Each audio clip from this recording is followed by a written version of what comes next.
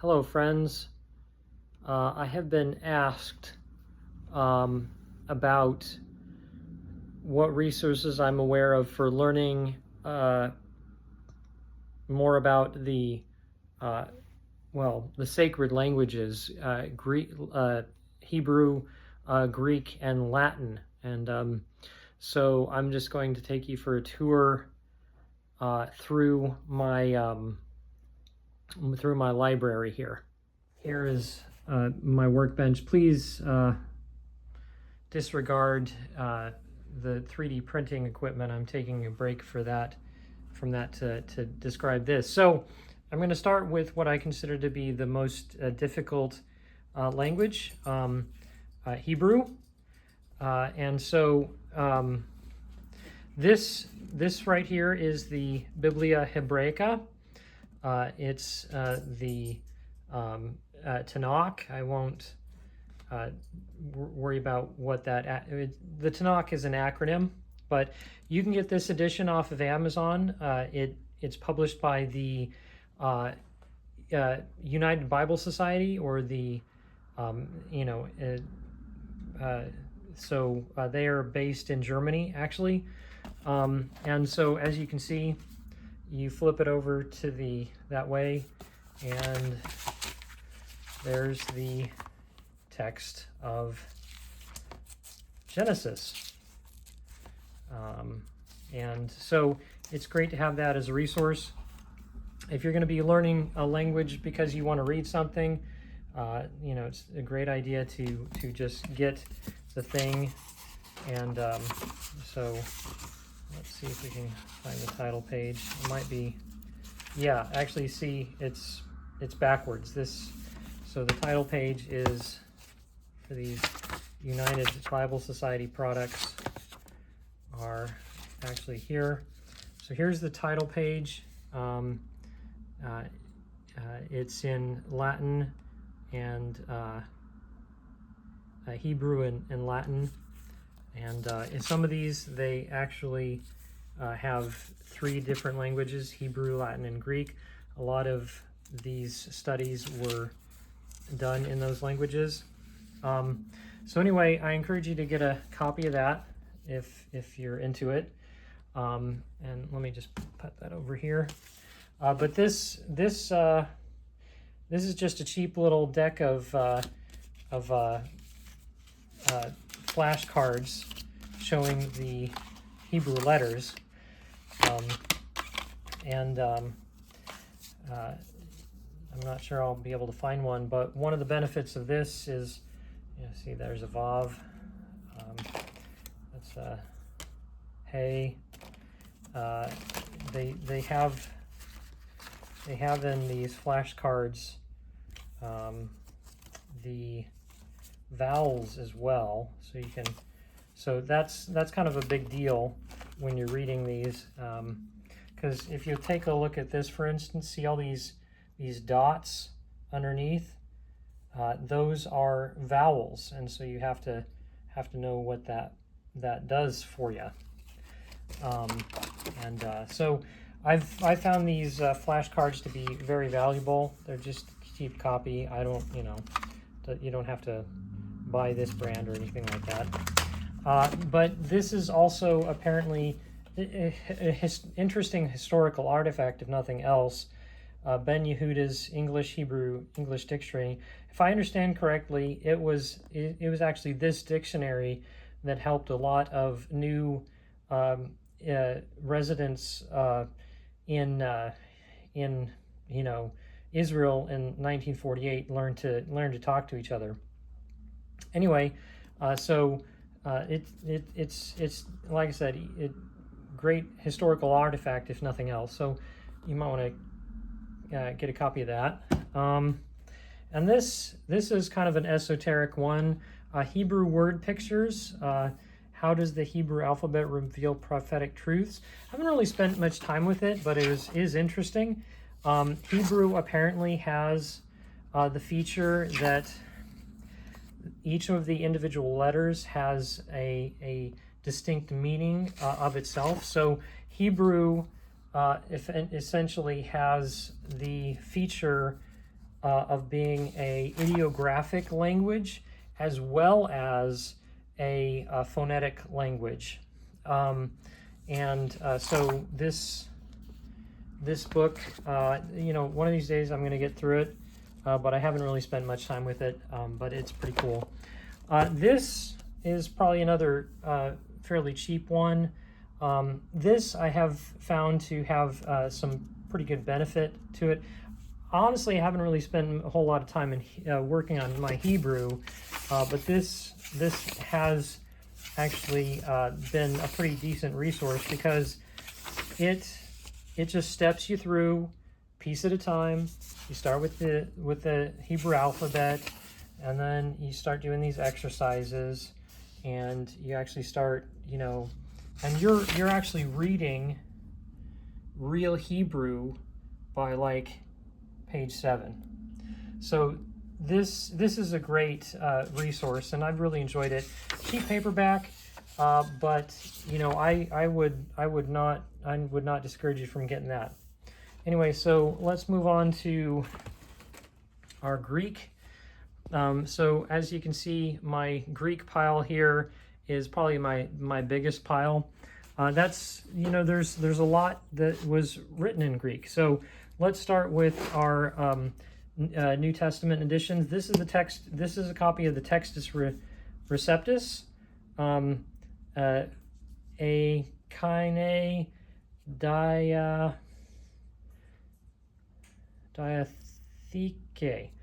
I'm not sure.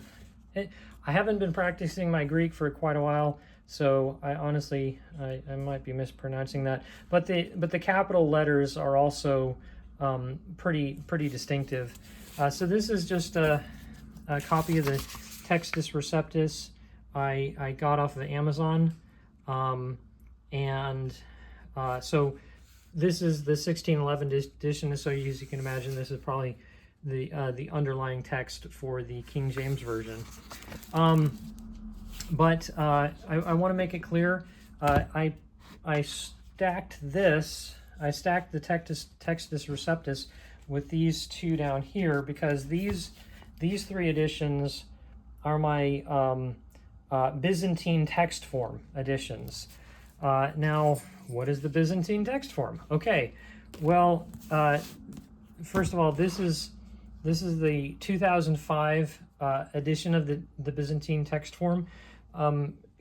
Critical textual criticism tries to make the published text as accurate as possible, and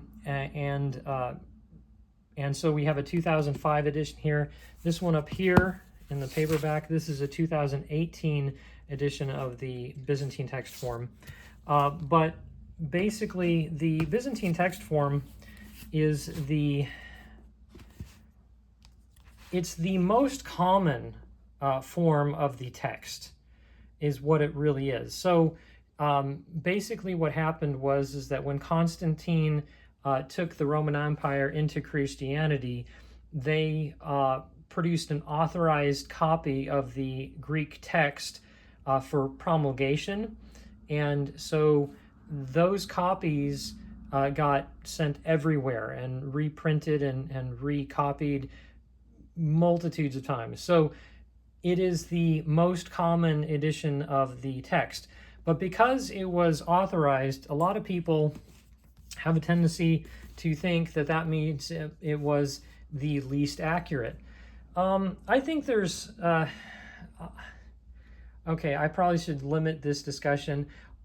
All I'll say is that just because it has the most attestations does not mean it's the worst edition. That's kind of a foolish evaluation in my opinion. But let's move on to over here. I have my Alexandrian text form, and so this is the UBS, the United Bible Society copy. Again, I got this off of Amazon. It's published by the same outfit that publishes that Hebrew Old Testament. And although I kind of prefer the Byzantine text form. I think I don't have a problem with this. This basically, if you look at the Byzantine versus the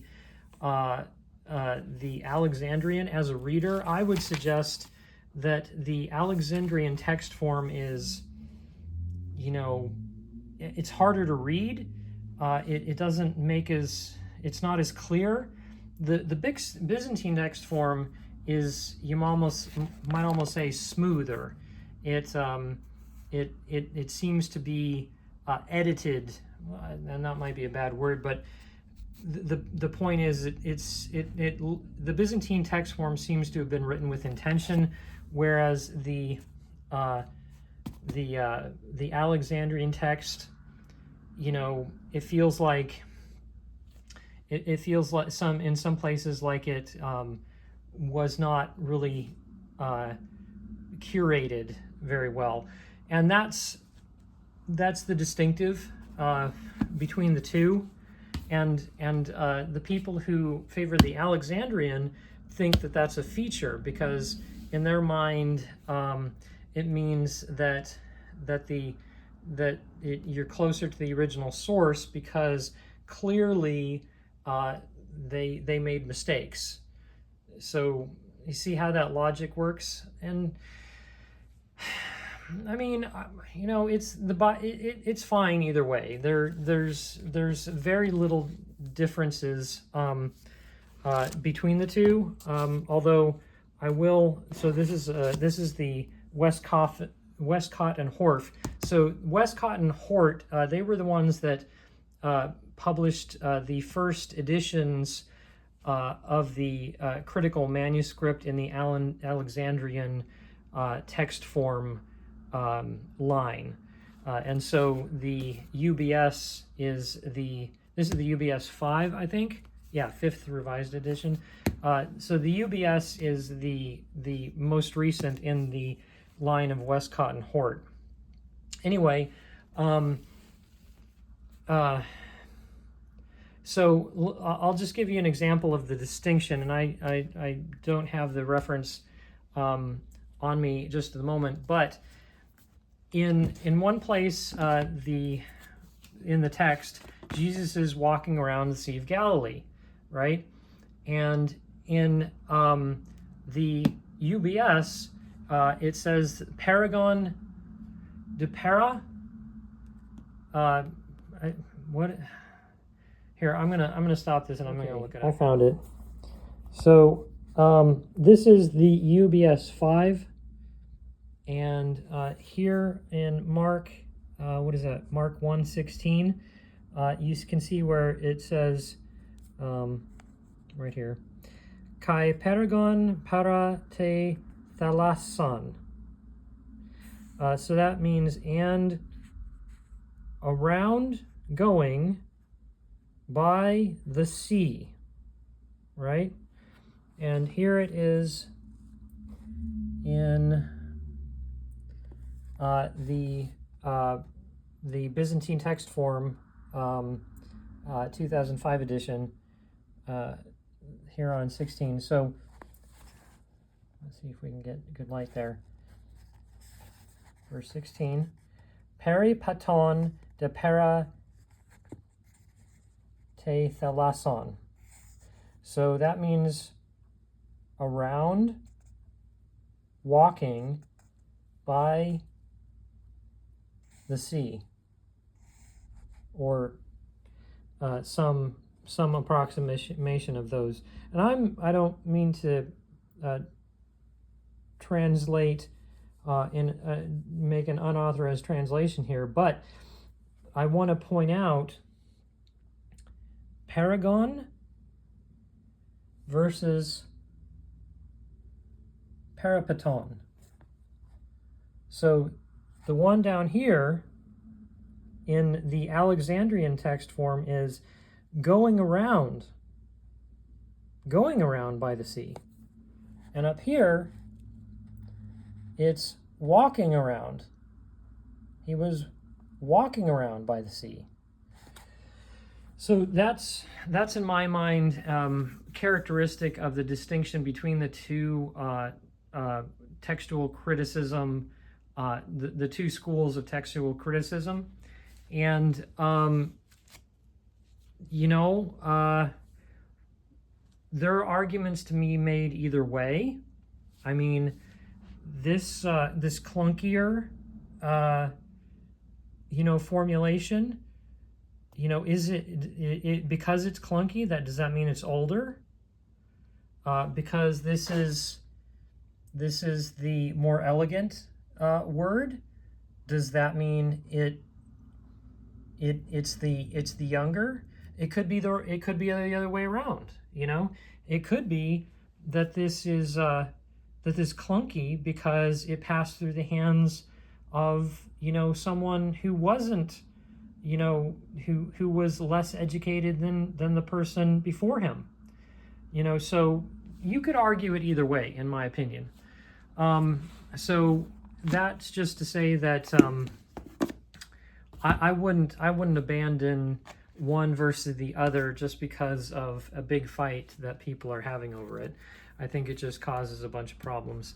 Anyway, so on to other resources. This is a cheap book I picked up off of Amazon.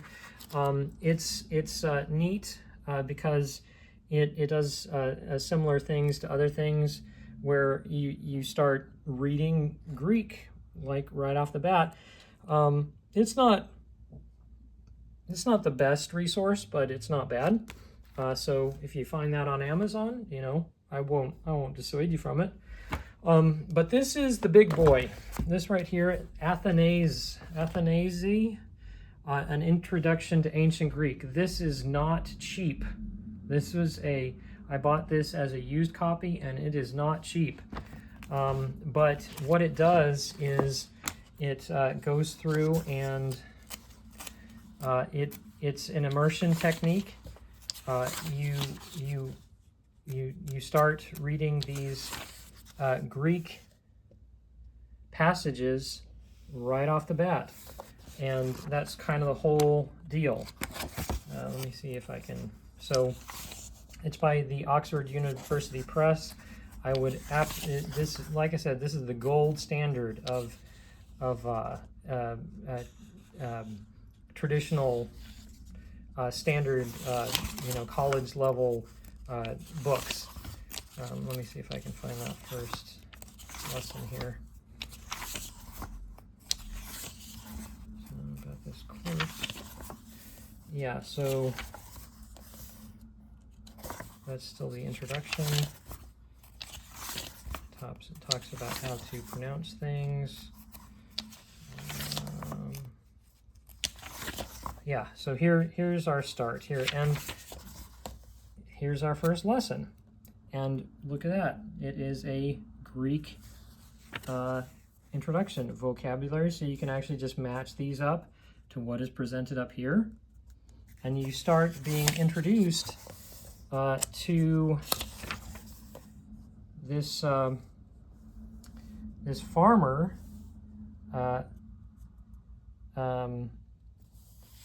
Here's Athenes this farmer who lives just outside of Athens, and you start reading his story, and then you have some instruction, and it just continues on like that. Anyway, so that's a really great resource if you want that. So here is another product by the United Bible Society. This is the Ralph Hanhart edition of the Septuagint. So this is the Old Testament in Greek. So, you know, and you can see they have the German, the English, and the Greek, everything, all the front matter is in those three languages, as you can imagine. And so you get over here, and there's Genesis. And I think having the Septuagint, of course, on hand is a really great thing. So here we go. En arche epoesen hotheos ton uranen kai ten gin. So that's in the beginning made God the heavens and the earth. So yeah, it's really fun when you start to be able to kind of pick out words here and there. So that's one edition of the Septuagint that I have. This is another copy of the Septuagint. This is with a translation by, I think his name is, I don't remember what his name is, but you see we got 2 columns on each page. We have the Greek in the center and then the English translation on the outside. So, you know, Sir Lancelot C.L. Brenton, I mean, this is a classic work. I mean, I don't pick it up a lot. I like to try to avoid the side-by-side so that I'm not distracted by the English if I can help it when I'm studying that. So you can approach it however you want. Here's a couple of resources, some New Testament Greek curriculums and a parsing guide. This just, you know, goes through the entire New Testament and does the parsing for each word you find. I've never actually found much use for it myself, but if you want to do word studies, that's apparently a good resource.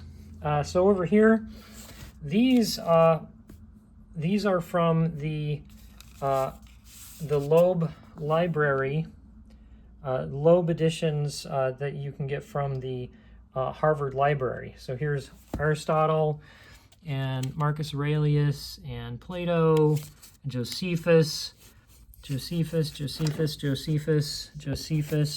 and so somewhere in one of those Josephus ones is the Witness Josephus, where we have an extra biblical witness that mentions Jesus.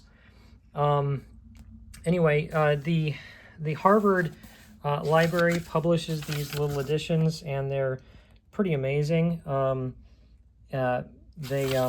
So the Harvard University Press, HUP, they have a website. They'll sell you these things for like $30 a piece. They're fantastic. But if you look in here, you see we have the Greek on one side and the English translation on the other, and I mean, it's just great. And you may notice over here I have some red ones and some green ones, red ones and green ones. So what's the difference? Well, it's actually really simple. Red is Latin, green is Greek. Latin, Greek. Yeah, so over here we got Boethius, and I got a copy of first book of Virgil. So that's the Eclogues, Georgics, and the Aeneid, books 1 through 6. And so, as you can imagine, we can go over here and find the famous line. Book 1. There it is. Arma verumque cano, Troie qui primus ab oris Italiam feto profungus Latinicae venit litora. So, arma verumque cano, arms and of the man I sing, Troie, which first from, anyway, so then you have the translation over here. Arms and the man I sing, who first from the coast of Troy, exiled by fate, came to Italy and Levine shores. So you can like line it up. Arme verumque cano, arms and the man I sing, Troie qui primus ab oris, who first from the coasts of Troy, exiled by fate, Italiam feto profungus, and Levine shores. Lavinque venit littora. So littora is shores. Anyway, so that's a great segue into my Latin resources over here. So this actually sits right in the middle. The Gospel of John in Greek and Latin. This book I've really been enjoying. And I'm not going to advocate for any philosophies that the editors may or may not have. Here's my bookmark. It's one of those Hebrew whatchamajigers. But it's really, really cool that you can line up the Greek and the Latin, and you can actually learn both at the same time.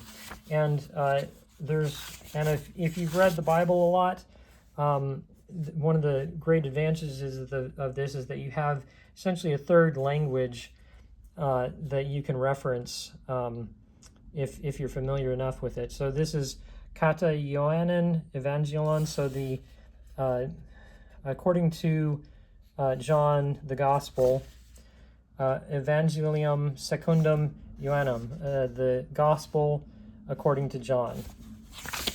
And so here we have in the Greek side, we have en arche in hologos, kai hologos in proston theon.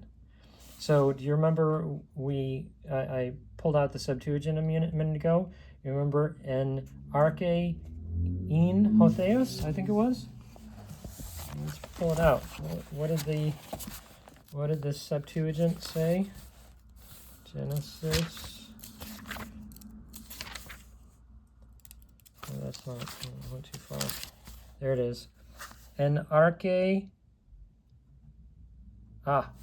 My bad. So, en arche epoesen hotheos. En arche in hologos. Right? So, isn't that fun? And here's the Latin text. In principio erat verbum, e verbum erat apud Deum. So you can see that because we know our English, and we can even line it up against the first line in Genesis, we have an idea of what these words mean. In the beginning was the Word, and now we can learn some Latin. In principio, so that must be in the beginning, was the Word, and the Word was with God. Kai hologos in proston theon, and the Word was with God. Anyway, so I really, really like this particular book. It's a great thing to have around. Anyway, on to Latin. So this Lingua Latina, Family Romana, this I would recommend to anyone. This is sort of an immersive technique for Latin learning. There is not a word of English in the entire book. And what it does is you just start learning, you just start reading Latin from the very beginning. So you get some pictures here, you get some context of what you're talking about, and it just says, Roma in Italia est. I wonder what that means. Does that mean that Rome is in Italia, is in Italy?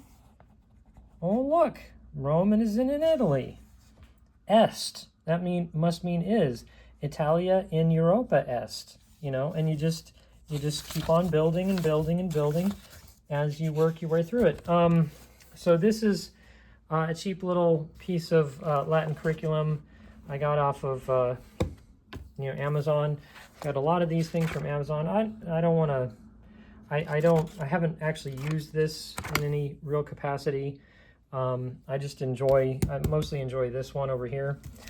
But here's a copy of the Latin Vulgate New Testament. So, as you can imagine, so we have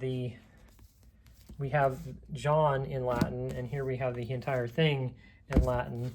I'm totally down with these cheap copies. I don't mind, spending a little money to get a world-class text.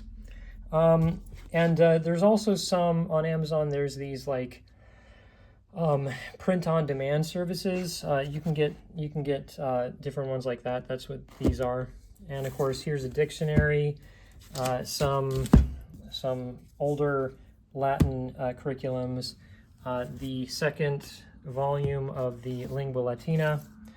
So that's Roma Eterna. And then here's another one of those print on demand, the original Latin text of Isaac Newton's Principia Mathematica. And, I just bought that on a whim for fun. I haven't read it or anything like that. Okay, so have we gone through everything? I think so. And here, just as a bonus, I definitely think you should be buying Bibles in multiple languages, because it is a great reference text if, besides being, the Bible.